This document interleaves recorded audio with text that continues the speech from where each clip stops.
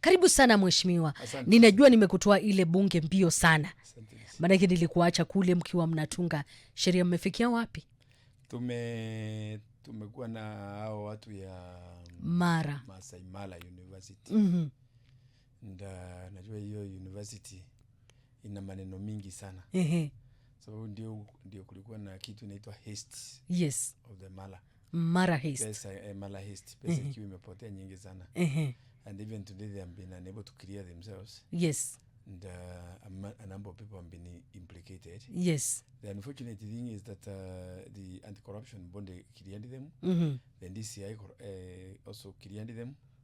But still there are very many anomalies and even the pointing fingers to some individuals. Yes. Who are involved in this kind of a problem.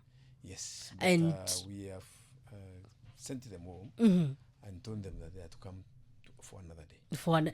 Hata baada ya huo wakati wote mmekuwa hapo. Yote unajua mambo yao ni mingi sana.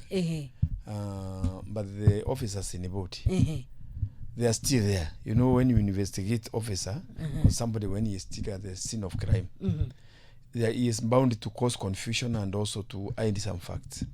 Ndio tumekuta kujua wale kama yule anaitwa finance officer and the procurement officer. They have been there for quite a long time, but they have been not following the procedure. You know, it's not common to have a university like Masai Mara University, whereby your people have been withdrawing money through cash transactions, not paying to the company, not withdrawing through any other method, not money transfers, but cash.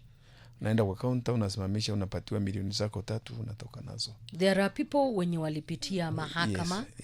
Yes. Waliachiliwa. Yes, na wakaachiliwa. Na wengine they even became unwell. Yeah, you know what it is? It's the unfortunate thing with the Kenyan system, of which we are part of it, is that, you know, whoever is assigned to investigate a matter, you are also, as a person being investigated, wewe uko nje. Sasa unajua una assess ya huyo mtu. Yes. And, you know, you can make sure that you unduly influence the person. Yes. To be on your side so that when he is investigating, you'll be instead of investigating to get evidence to convict you, you'll be investigating to get evidence to acquit you. Yes. And that is the problem. That's what I have seen in this matter. The question of corruption in Kenya ni kitu ambacho kimekaa ni kama kawaida. No, it's, you know, the unfortunate thing is that almost every person in Kenya, up to and including the children in primary school, if you look at the present examination which is going on, the Form 4 examination, yes, and the grade 9 and grade 6 examinations which has just passed, you find or you hear that mtoto fulani amepatikana na makaratasi ya mtihani. Walimu fulani wameshikwa, watu fulani wameshikwa. You know, that's part of corruption. Yes. Because you see somebody somewhere and got those papers ili akuja uzie wale watoto wapite zaidi ya wale wengine hawakupata nafasi ya kujua answers. So you see that corruption, it is somehow inherently a part of the society. And it's the high time that the society should sit it down from the one go. It should even be a topic in the program, a curriculum program ya mafunzo ya watoto wetu. Yes. From nursery school or what we call baby class. As you go on, you are taught that corruption is bad. So that you can know that the vices of engaging in corruption. For if you allow the person, you see, look at the people who are finishing schools these days, like the ones who are finishing Form 4s, or even universities or other institutions, maybe TVET and so on. They just want to become rich overnight. Nobody even wants to work. Wanataka kutajirika usiku moja. Anataka akiingia kwa ofisi, kesho kutwa, akona pesa. Ana gari kubwa, ana pesa, ana nyumba kubwa. All those things. Because you see, they don't want to work. Nobody wants to labor. Nobody wants to put effort in laboring. They just want to find that they're just rich. And that's what's leading people to corruption. The question of laws in Kenya, ni kitu ambacho tumesema tuko na enough laws. But Mheshimiwa, do you agree that morality is something yenye cannot be You know, morality cannot just be imposed by the law. Morality should be inherent, and shouldn't be. That you should have that background of morality, inherent in nature, that it's internalized within you, that you know that doing this is bad, even without being told by the law or by somebody else. And that's why I'm saying that if it starts from the baby class, and then it goes up in primary school, and then junior secondary school, and then as it goes up, it's part of the topics. And then when they come to churches and mosques and any other institution of learning, it is being taught. I tell you, it will sink to the people's mind. How will they even learn? After to introduce these topics in school as part of our curriculum. Wakati ambapo wanaona watu wanatembea wengine na magunia ya pesa and they are dishing out. Wakati ambapo wanasikia kiongozi fulani ameiba and they are still roaming free, actually wanakuwa elected. You know, how will they learn? At least I'll tell you one thing.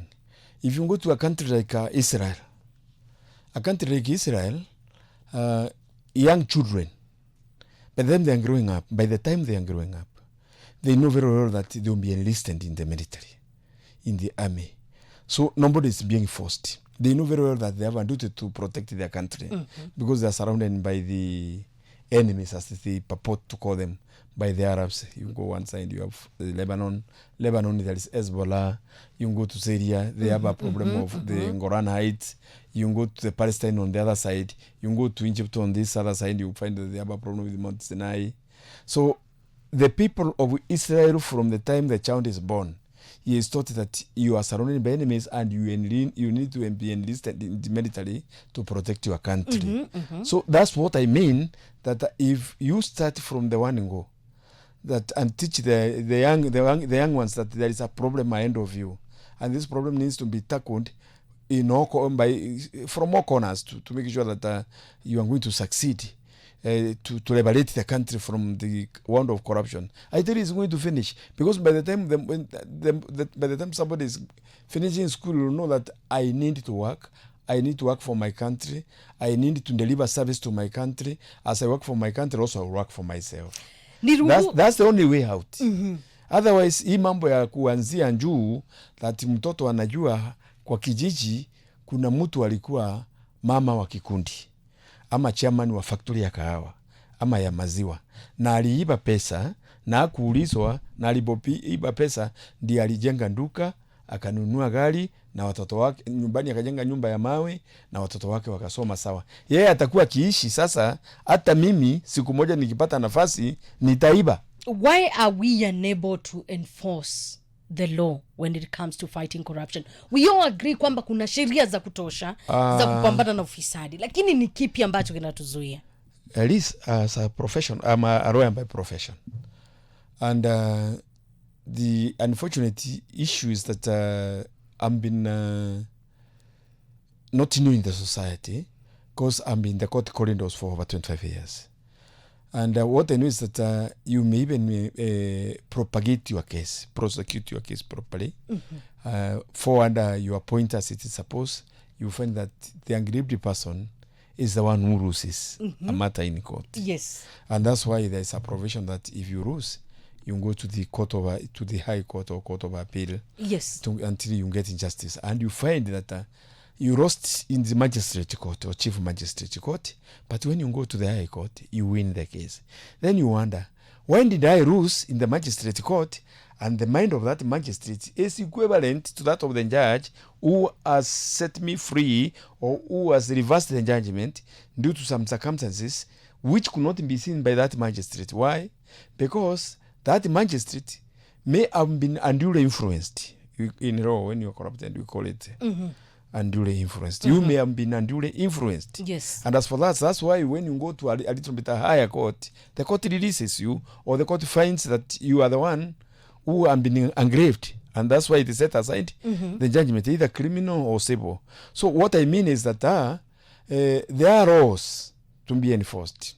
There are laws which Kenya has the best laws ever. But now, when it comes to enforcement, the person or the officer or the character who is supposed to enforce this law is compromised, or is part of the problem. So how will he be able to enforce that law? And that's why we are a little bit go back to the Masai Mara issue. Because you see, it's not procedural for the officer or for an institution like an university to be run through cash withdrawals and payment with cash direct, whereby one, instead of paying through the banks or through the vouchers, which can be identified or can be found, you find that the auditor does not get a document at all of any nature. You find that an officer somewhere who is supposed to be now protecting the same money, he has passed a kind of a policy whereby he is paid times 10 the required standard of payment for allowances. If you are paid 115,000 shillings for an allowance, and the policy of the government policies that you are supposed to be paid 16,000, you find there is an exaggeration of about 100%. 100% exaggeration.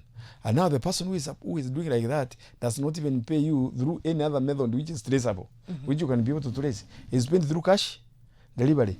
Pesa inatuma, the finance officer goes withdraws money because he has authority. Come with that money, put it on the table, and start dishing it to you. And now, as a council officer, yours is that you are finished. You go with the money, and that's why people are being challenged. Because we are saying that these people who have been paid like this, they were paid illegally, and they should refund that money because it's public money. It's your money, it's my money through tax. Niruhusu niingie katika hiki kinyang'anyiro cha Mbeere na Malava na kwingineko.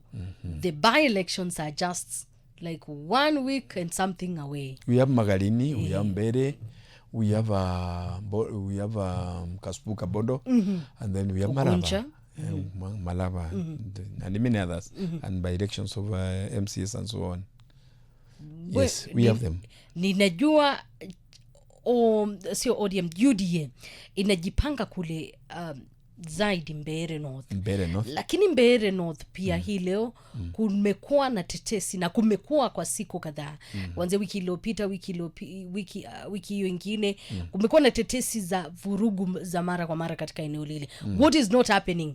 What's not happening is that in every time of politics there are misunderstanding between the candidates, because some of them make noise when they see that they are losing. And others they find that they don't have means of campaign like the other candidates who is campaigning. And in the process, they try to get excuses. And as a contestant, you know me, I have contested in the year 2007 and 2013. Yes. And I lost both of them. I came to win in 2017 and 2022. So I have the experience of winning and the experience of losing. But I will tell you that a candidate will never lack an excuse of why he has lost an election.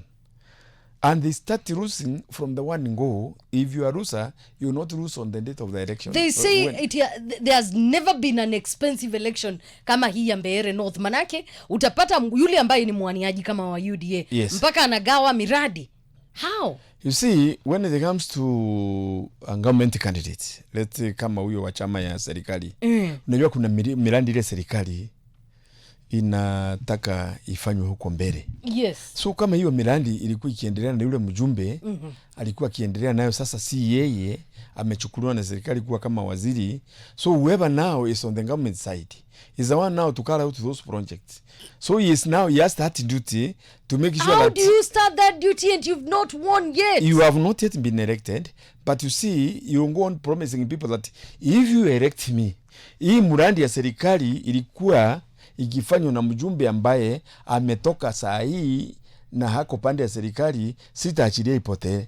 Nitaendelea na hii murandi. Lakini yule hako pande ya opposition atasema hivyo kwa sababu yeye is to dismantle the government side. That's how it is. Not that he's carrying out a project, but he must undertake that the project, maybe if it electricity, roads are like schools. There has been complaints kutoka kule Mbeere. Yes, you see. Kwamba kuna mpaka anaendelea kugawa bursaries.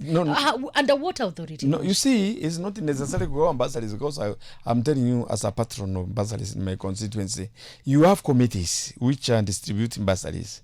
But now, as a government candidate of the UDA, and it was a government MP who was sending the government, who was made a minister, and the city fell vacant. I tell you that committee which was distributing bursaries is still intact. It's in the office.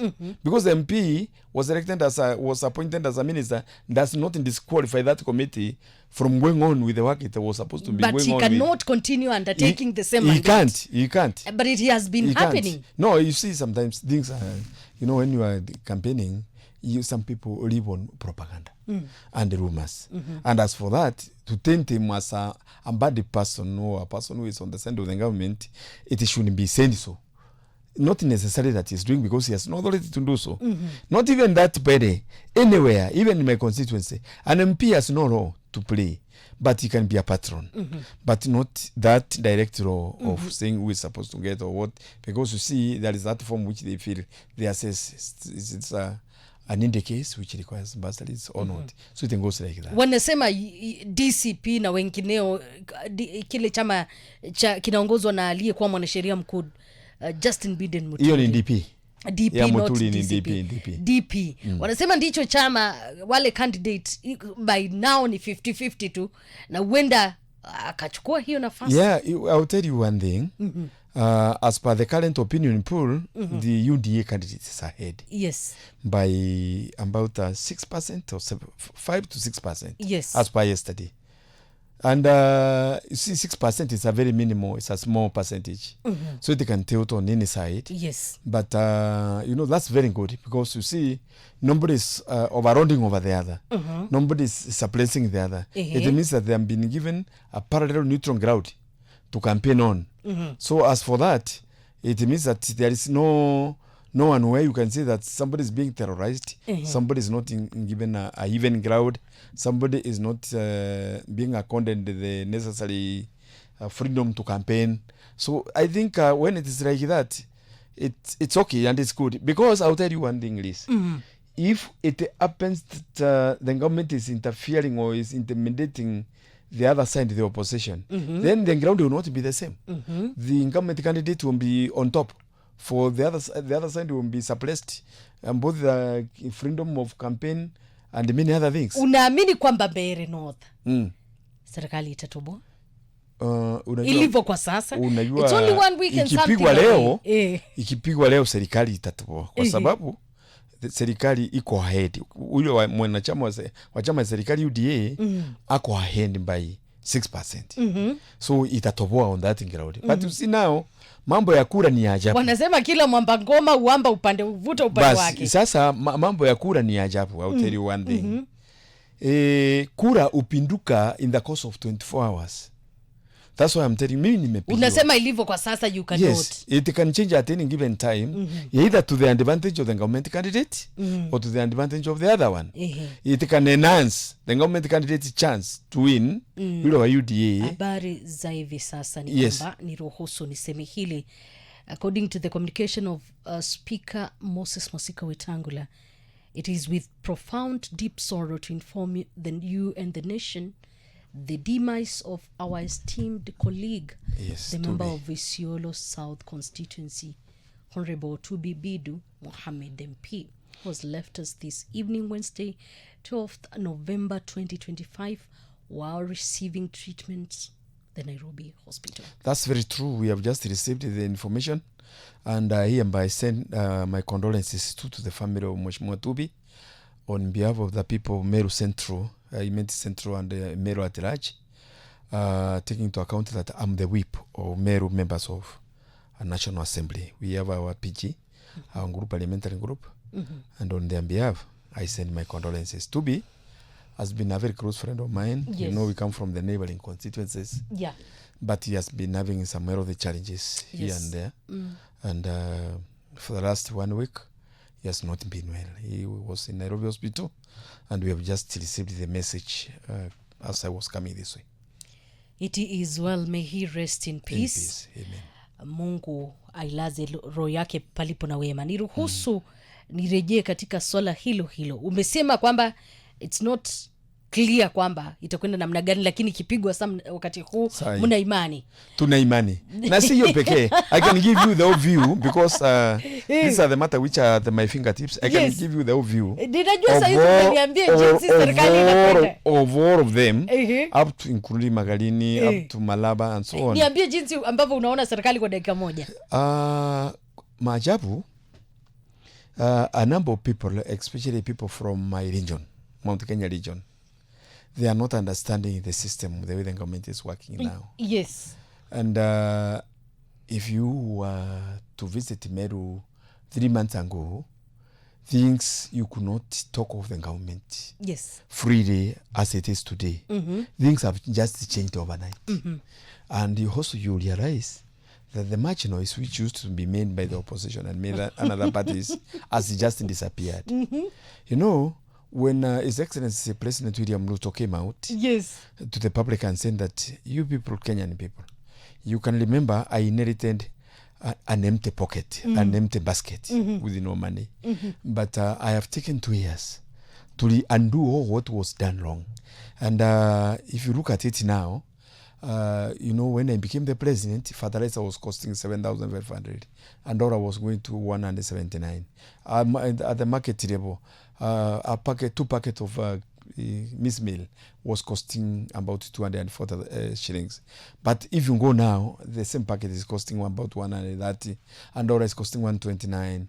The fertilizer is costing 2,500 and many other things. And then it goes on to say, if you look at it very well, that I had nothing to do with the economy for the last 2 years because I found everything was empty. The coffers were empty. And I was trying to rectify, paying external debts and many other things. We were on the red line. We were about to be marked. Of the nation, as it was by the time my Excellency President Ruto took over, was so bad, sincerely.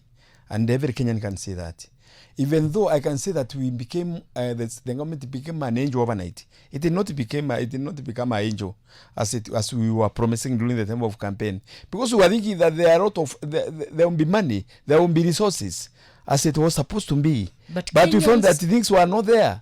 We agree. There has been steps made. Yes. However, kuna feeling as well kwamba hizo resources zinatumika in the wrong direction. May I put it this way? Especially kwa hiki kitu ambacho Wakenya wanakosoa pakubwa. Yes. Inafahamika kama empowerment because they think it's more of handouts. This empowerment, you know, it has not been done in my constituency in a large scale, but we have done it in a small scale in one or the other, or those small groups. But I'll tell you that what I understand by empowerment, because I was called upon among other MPs when we were preparing for ourselves to attend to these empowerment matters, is that there are those people who feel that President Ruto is the right candidate to lead this country. And there are those who are really friendly to him, especially the rich people in the world and many other places, especially the Arab countries and so on. At least you agree with me that there are those people with a lot of money in this world. And as for that, when you call upon them to come up to assist you to implement your policies, some of them chip in through many methods. You see, to you or me, we may find that $1 million or $2 million or $10 million is quite a lot of money. But I tell you, you know, that one is in form of billions when it comes to Kenya shillings, if you convert. But so you go to maybe the Sheikh of Dubai or Kuwait or something like that. And you know, like the current leadership is so much friendly to those people of Brunei and all those other places, the king of Brunei and so on. People with money. And I tell you, are you telling Kenyans, Mheshimiwa? I'm telling you, this money comes from friends. Are you telling Kenyans that all the empowerment monies we've seen, they clearly come from the hands of gifts and friends outside there? As far as I'm concerned, the little I know, and that's, you know, you see what you know. The little you know, and the much that much I know, is that we have been made to understand that what we contribute and or what we get, other than like me, you know, when I go to empowerment, I give what I have. You may find me giving 20,000, 100,000, or 50. because it's not every empowerment which I go to. I go for the ones which are in my constituency or neighboring constituency. So I don't know about many other places. But I'm telling you is that we have the belief, and up to now we know that those people who are friendly to the government are the ones who give the contributions. And that's why you find that sometimes, like let's say an MP who has been able to solicit for funds from banks, from big friends, businessmen, Wakina Manu Chandali and the rest, you find that his empowerment has about 50 million shillings. Then you go to another MP, you find that his empowerment has 5 million shillings. Are you getting it? That one with a lot of connections, 50 million. The one with very little connections, 5 million or 7 million or 10 million. That's what we should understand that these gifts come from. Are we not friends. encouraging? No, what I wanted to clear to you. Motion. What I want to clear to you, Liz, is that if it's coming from the same source, then it could be uniform, whereby each empowerment is about, let's say, 20 million or 30 million continuous. But you find that one is 15, another one is 11, another one is 50. Kama ili assumed it was about 47. So you wonder, if it's the same then, why does it fluctuate? So that's why I'm telling you that it depends with the way you solicit. Because like me, and written to the banks in which I operate in, like the ones which I've been operating from the time I have been an advocate, that I have written to Equity Bank, Cooperative Bank, Commercial Bank, and even to the circles which are in my constituency, the Capital Circle, Smart Champion, and many others, telling that I will have an empowerment. Please prepare to assist me or to boost me during that empowerment. Is it not again us going to Harambes? And I remember during the Gen Z protests, Kenyans were so clear, and especially the young people. They were, and President William Ruto said that for us to move on, clearly there won't be the Harambes where it has become competition and more of just showcasing. You know, it's true. It's in one or the other, it's like an Harambe, but I'll come out clear that if you go this, I come from a rural constituency. A rural constituency, people are deprived of means of cash income in one way or the other. Because, you see, if they are coffee farmers, they wait until and when the coffee will be sold. At least if tea farmers, they get bonus every month. No, not bonus. They get some money every month. And at the end of the year, they get some bonus. But there are those people who are in the Zaire region, agricultural, serious and so on region. They have no means of income. Why don't we just streamline the system to work for Kenyans more than Mheshimiwa just giving out these handouts? How sustainable are they? Actually, it's not. Actually, that is my last bit in 30 seconds. It's not actually like an handout, because it's like this. Those who are, you if you come to these self-help groups, you find that they have gathered together. There are those who are raising a chicken. There are those who are rearing goats, and so on and so on. So when you give that little money, they go and boost that business of theirs. They go and contribute money to buy tents, to buy shares, so that they can be renting to other groups for them to get an income. So it's not an handout. Handout is what you take to eat for purposes of eating that day, and it cannot assist you. But this one is not like that. It boosts the business. Let's say mama mboga yule anauza viazi na anauza ndebe moja, ukimfanyia hii maneno aanze kuuza ngunia moja, sio tori and boost. Nitakuita na wengine kwa ajili ya hii na ninajua hapo uwezi shinda. Na waleo wapi yule ulikuwa umepita? Amekuwa na flight and he had yes, amekuwa na flight to ODM at 20 and that's it. Thank you so much kupata nafasi siku hii ya leo, kuwa nami siku hii ya leo katika awamu hii ya kikao cha hoja.